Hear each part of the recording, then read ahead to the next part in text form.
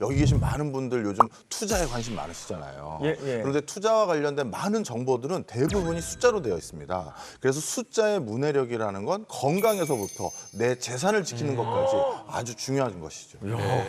오늘 사실 숫자가 나온다고 해서 시작할 때는 굉장히 긴장을 많이 했는데 야, 올 정답을 하네요. 그리고 맞아요. 예.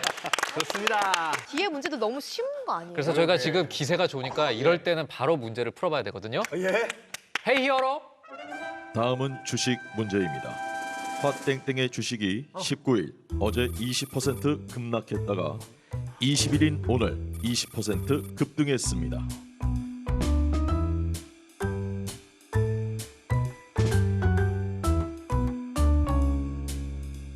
광희 씨가 18일 한 주에 $100인 주식을 매수했습니다. 20일 현재 광희 씨가 갖고 있는 이 주식 과연 어떻게 됐을까요? 주관식입니다. 뭘 또 샀대? 또 샀대. 이 분위기에. 잠깐만. 이 어제는 20% 급락, 오늘은 20% 급등. 그냥 사실 지금 문제만 읽어봤을 땐 굉장히 간단할 것 같거든요. 그러니까요. 예? 아, 이거는 뭐 쉬운데요? 야, 오늘 우리 분위기 좋다, 그쵸? 그리고 제작진이 왜 이렇게 문제 쉽게 내지? 자, 다 쓰셨으면 네. 정답을 한번 들어보도록 할게요. 네. 하나, 둘, 셋! 자! 사실 지금 초아 씨, 저, 예? 광희 씨는 답이 똑같아요. 다 저는 다르게 숫자로 썼죠. 썼고 예. 다른 표현으로 했으니까. 예? 근데 지금 수잔 씨만 왜 그 96이 나온 거죠? 잠깐만, 내 돈을 그렇게 하락시키고 싶은 거예요? 아니 그냥 봤을 때는 20% 하니까 예. 그냥 100이지라고 생각을 들어요 처음에. 네. 근데 제가 봤을 때는 그 100에 20%잖아요. 그럼 80이죠. 그럼 80에 다시 또 20%니까 96 아닌가? 에이, 잠깐만요. 무슨 소리예요? 제 돈은 분명히 100만 원이 들어갔단 말이에요. 아. 100에 20이니까 줄였고 줄인 거에 뭐야? 다시 또 이게 추가가 된 거잖아요. 잠깐만. 뭐야? 정답입니다. 예? 그죠? 아. 잠깐만. 아니 제 생각은 왜냐면 제가 100만 원을 넣었는데 20만 원 떨어졌다가 다시 20% 올랐으면 20만 원 다시 찬 거잖아요. 그럼 100만 원. 그럼 뚠뚠한 거잖아요. 아니 근데 대부분 제가 생각할 때는 광희 씨도 그렇고 저도 그렇고 초아 씨도 왜냐면 이거 보자마자 그렇게 생각했을 것 같거든요. 사실 이런 것도 진짜 흔히 하는 실수 같은데요. 아. 얼핏 보면 20% 하락했다가 다시 올랐으니까 뭐 아까 광희 씨 말대로 똔똔일 것 같은데 사실은 그 수잔 씨가 잘 설명해 줬듯이 20%가 내려갔을 때의 시점은 $100란 말이에요. 그러니까 100에서 20% 하락하면은 $80가 되는 거고 20% 오른 거는 $100 기준이 아니라 $80 기준인 거죠.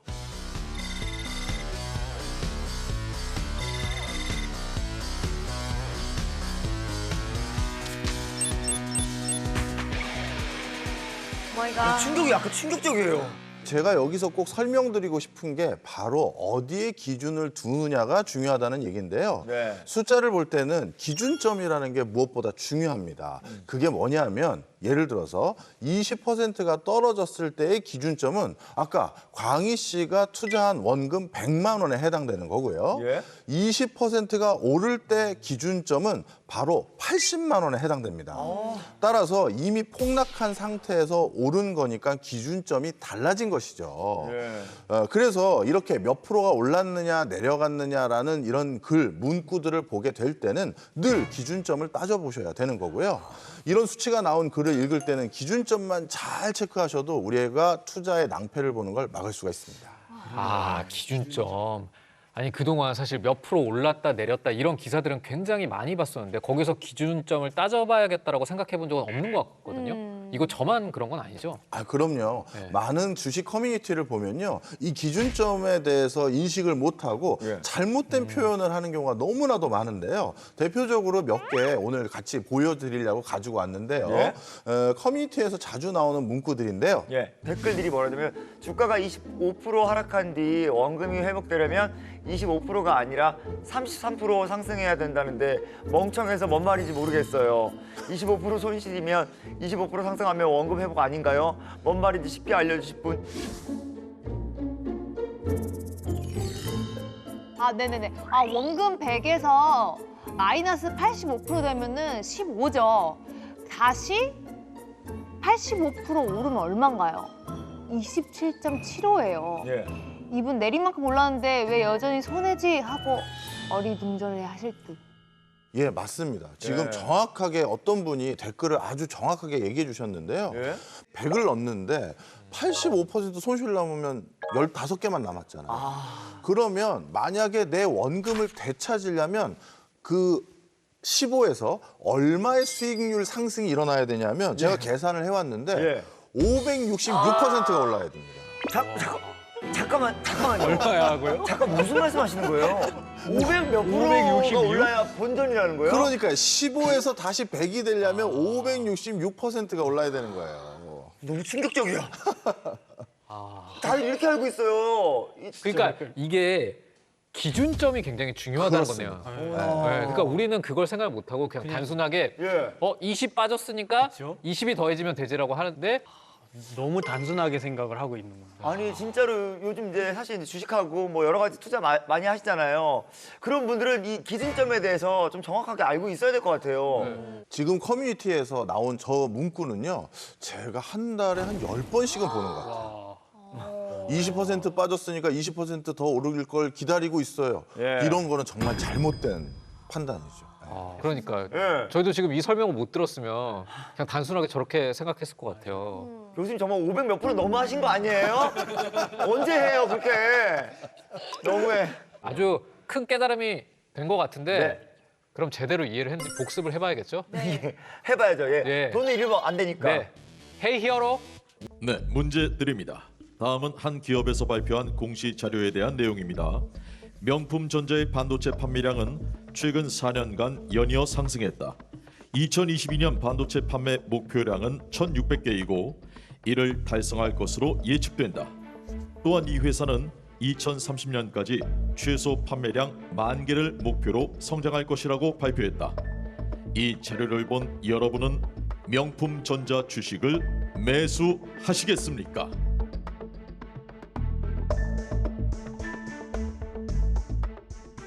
내가 너무 좋아하는 그래프인데. 이게 상승 곡선. 만약에 투자한다면 O, 아니다라면 X. 네. 이름부터 벌써 땡기지 않아? 명품. 예. 이런 그래프도 뭔가 네. 신문 기사 같은 데서 굉장히 자주 많이 접할 수 있는 그래프인 것 같아요. 그러면 자, 예. 이제 저희가 판넬을 들어볼까요? 그럴까요? 네. 하나, 둘, 셋. 오, 금방 갈렸네. 금방 갈렸네요. 그럼 우선 이제 주식하면은 사실은 예. 초아 씨가 네. 많이 알려졌으니까 예? 초아 씨 네. 얘기부터 한번 들어볼게요. 일단 제 생각은요. 저 그래프만 보면 안 돼요. 진짜? 네. 왜냐면은 저 그래프만 보고서는 오른다고 생각해서 맞히는 사람 다 저거 하면 다 그래프고 다 부자 되게요. 아주 종합적으로 봐야 됩니다. 그렇지 않습니까?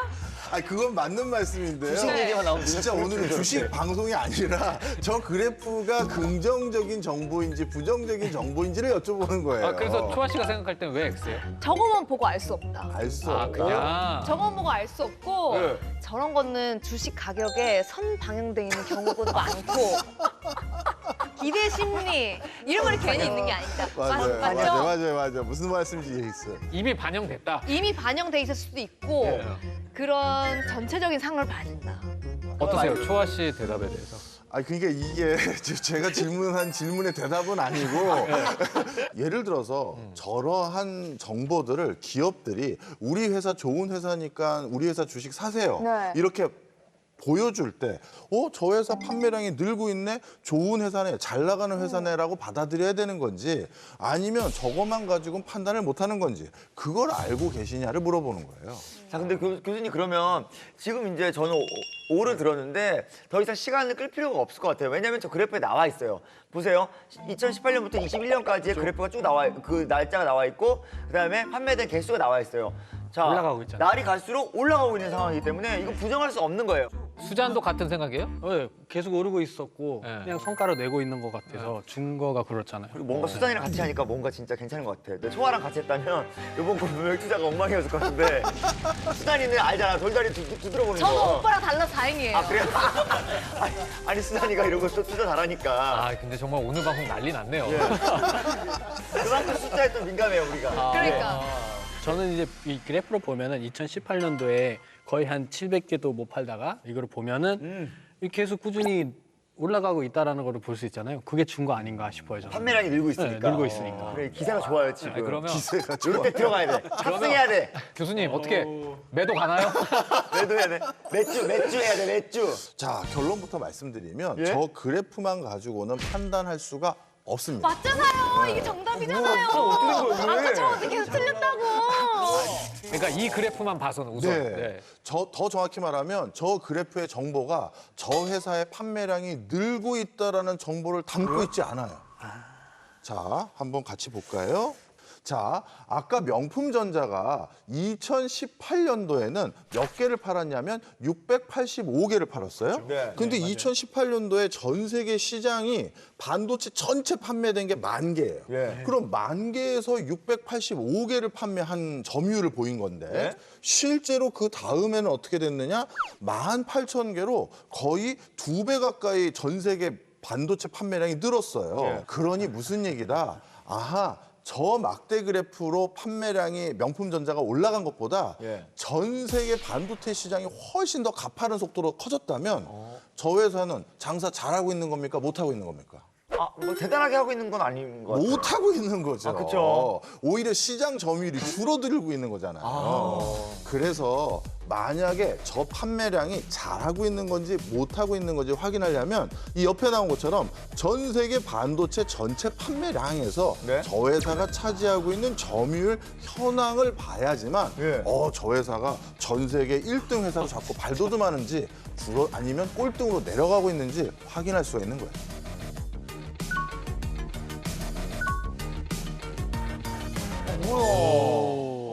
아니 되게 잘하고 있는 것 같아요. 그래 근데 어떡해. 가면 갈수록 점유율이 떨어져서 결국 2021년에는 3.5%밖에 안 더 되는 못하게 거죠. 그렇죠. 그냥 저는 감으로만 저거만 보고 어떻게 하라라고 생각을 했는데 점유율이라는 걸 따져봐야 된다는 거를 생각도 못했어요. 그렇구나. 근데 이 기업 입장에서는 네? 투자자들한테 이 발표를 할 때 예. 우리 매출이 엄청 올랐다고 저희가 보고 있는 이 첫 번째 그래프를 보여주지 네. 뭔가 점유율이 줄고 있다라는 이거는 이런 그래프는 안 보여줄 것 같거든요. 맞아요. 예. 네, 진짜. 그래서 우리 프로그램이 중요한 거죠. 그래.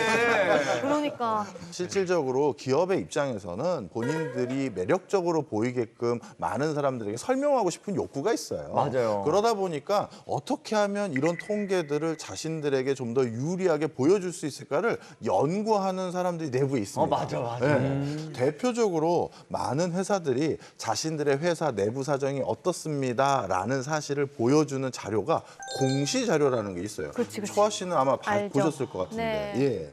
그런데 이 공시 자료 속에서도 많은 통계들이 이렇게 숨어 있거든요. 많은 기업들이 자신들의 어떤 기업의 성적표를 제시하려면 어쩔 수 없이 숫자가 들어가야 되거든요. 예. 매출액이 어떻게 됐다, 영업이익이 어떻게 됐다 이 숫자가 나오는데 그런데 이 매출액과 영업이익을 표현하는 방식도 되게 다 달라요.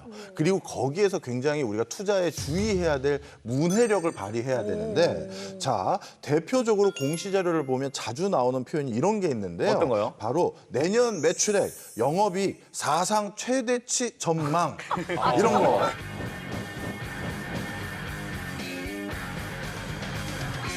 아니 근데 사실 다들 이렇게 기업에서 뭔가 달성 목표라고 저런 표를 보여주면은 저는 사실 주식을 안 하고 있기는 한데 뭔가 나도 해야 되는 거 아닌가라는 이런 혹하는 마음이 들긴 하거든요. 맞아요. 제 심장도 뭔가 덩달아 막 뛰고 막 그래요. 괜찮은데? 그래? 나도 달성할 수 있을 것 같고 뭔가 예. 자, 그런데 기업 입장에서는 저 표현들을 그때그때 골라서 써요. 예를 들어서 우리 기업 입장에서는 많은 투자자들에게 어떤 숫자를 보여주고 싶을까요? 높은 큰 숫자. 맞아요. 그럴 때 자주 쓰는 범주가 뭐냐면 예? 내년에는 50조에서 100조 사이의 매출을 달성할 것 같다 이렇게 표시를 했다 그러면 예? 대부분 이런 회사들은 실제 매출이 어디에 가까워진다? 50에 가까워요.